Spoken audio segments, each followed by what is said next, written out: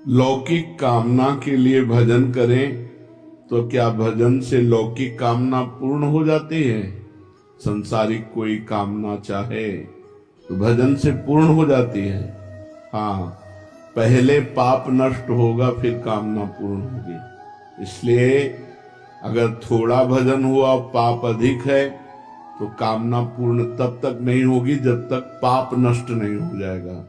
दुख देने में पाप का योगदान है, तो ध्यान रखें। भजन करने वाले तो कामना करते नहीं, अगर कामना करते हैं तो पूर्ण तभी होगी जब आपका पाप नष्ट हो जाएगा। ऐसा ना सोचे कि भजन से कामना पूर्ण क्यों नहीं हुई, और भजन करो। जब तुम्हारा पाप नष्ट हो जाएगा तो तुम्हारी कामना पूर्ण हो जाएगी।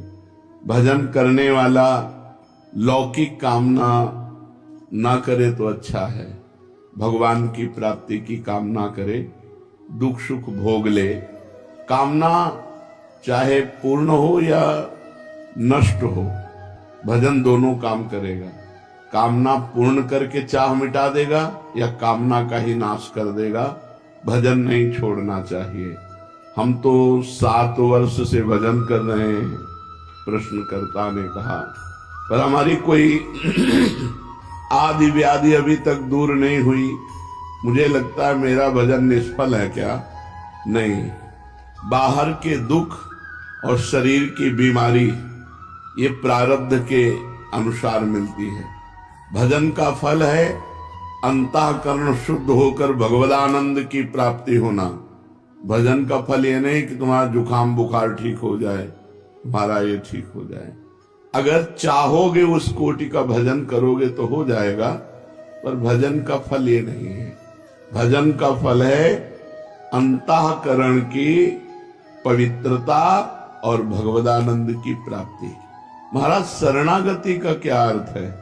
सब प्रकार से अपने सर्वस्व को, तन मन धन कामना वासना बुद्धि अहंकार सबको भगवान को अर्पण कर देने से शरणागति पूर्ण हो जाती है। तन मन धन कामना वासना बुद्धि अहंकार, इसमें अपनापन न मानना, ये सब भगवान का है, ऐसा अर्पण कर देना। अहंकार भी भगवान का है, बुद्धि भी भगवान की है, मन भी भगवान का है, चित्त भी भगवान का, तन भी भगवान का, धन भी भगवान का, मन भी भगवान। अब सारा भार प्रभु पे अर्पित करके हम निश्चिंत हो गए, निर्भय हो गए। बहुत बढ़िया बताया, पर ये होता नहीं है। इसका साधन क्या है? शरणागति, तन मन प्राण धन बुद्धि अहंकार सब कुछ समर्पित हो जाए।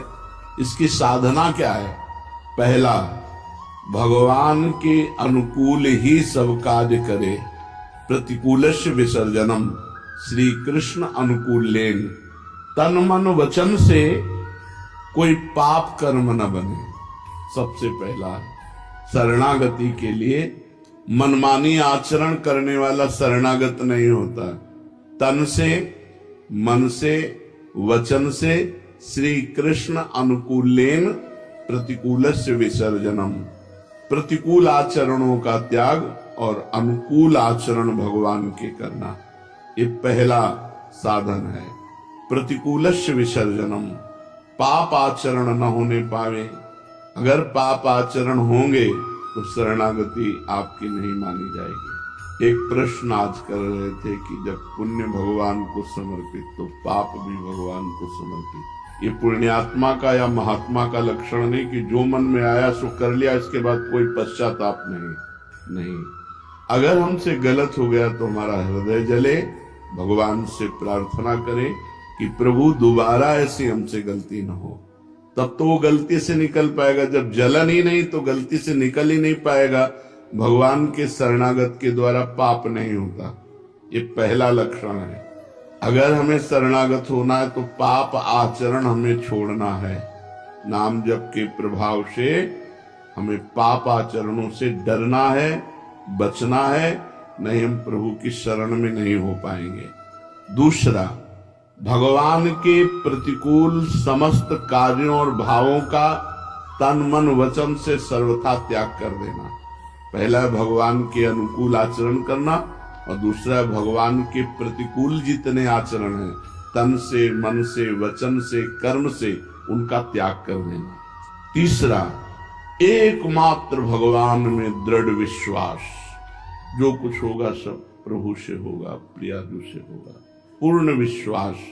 चौथा, भगवान ही हमारे रक्षक हैं, किसी और का सहारा न ले, भगवान ही हमारे रक्षक हैं, हमारे प्रभु प्रेमास्पद, हमारी गति, हमारा आश्रय, हमारा ध्येय, हमारा लक्ष्य एकमात्र भगवान है।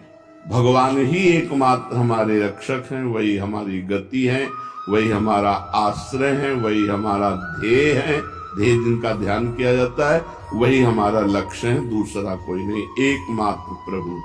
पांचवा, जो कुछ भी सोचे, बोले, करें, वो केवल भगवान के लिए करें। सोचें तो भगवान के लिए सोचें, करें तो भगवान के लिए करें, बोले तो भगवान के लिए बोले। शरणागति, सब कार्य करते हुए भजन साधना अपना कोई पुरुषार्थ न माने, ये भगवान की कृपा शक्ति से हो रहा है ऐसा अनुभव करें। शरणागति पुष्ट होने के लिए सब कार्य साधना के हो रहे हैं, पर मेरे सामर्थ्य से नहीं हो रहे, ये तो भगवान की कृपा शक्ति के द्वारा हो रहे हैं, मेरे में कोई पुरुषार्थ नहीं, कोई सामर्थ्य नहीं। सातवां, सब कुछ भगवान को अर्पण करने के बाद अर्पण करने का अहम नहीं। आपकी वस्तु आपको समर्पित, मेरा क्या था जो मैं अहम करूं। सब कुछ समर्पित होने के बाद समर्पण का अहंकार नहीं, मैंने भगवान को सब समर्पित, मेरा क्या था उन्हीं का तो था।